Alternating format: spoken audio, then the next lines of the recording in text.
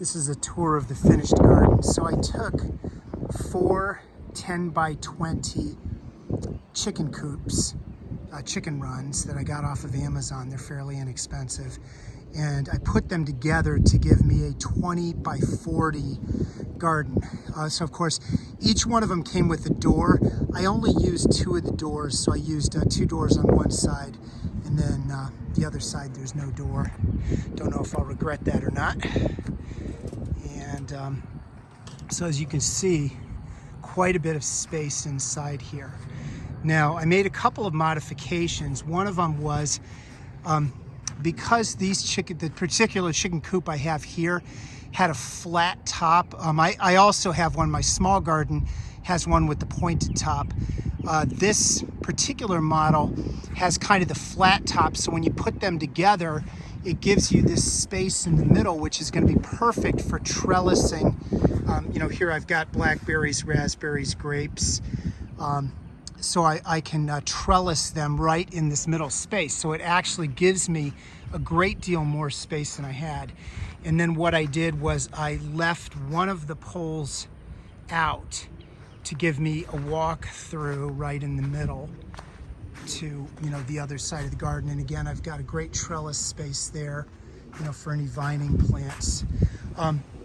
Now, one of the reasons that I did this was I wanted to have something that would be pretty safe from the birds, which will eat the berries and other things.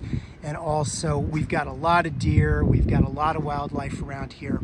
So, these are covered with, it's sort of like a chicken wire type of thing, but it's sort of square.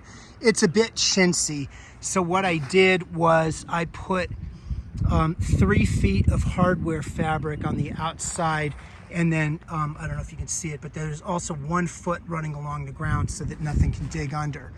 Now, one of the other things I did was it's anchored in with these kind of 3-inch nails, 3 or 4-inch nails, which didn't seem too good. I mean, this whole thing's pretty heavy, so I doubt the wind would blow it over. But what I did is I actually drove in a bunch of T-posts, some inside and then some outside on the 4 corners, just to give it some real added stability.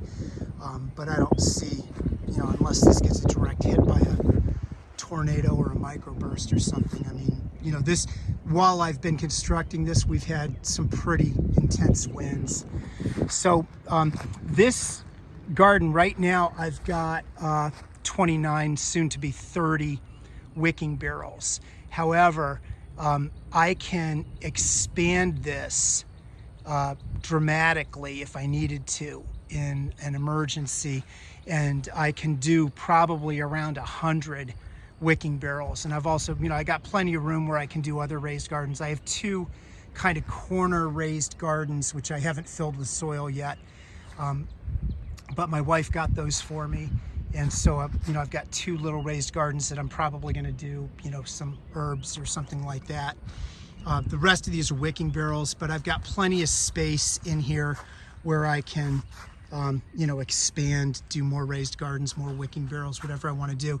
And if I move these wicking barrels closer together, I can literally fit, around 100 or so wicking barrels. So I can ramp this up in the apocalypse if I needed to, to be able to produce a lot more food for my family. So I built this completely alone.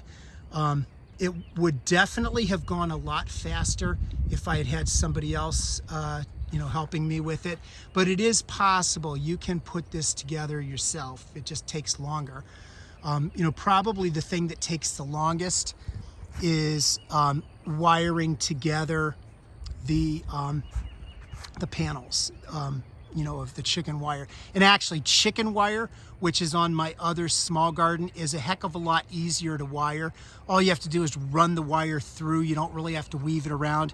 With the square stuff, you kind of had to weave it around. So it took, that's probably the task that took me the longest on this whole thing, was weaving together all of the wire panels so that, you've got a nice solid,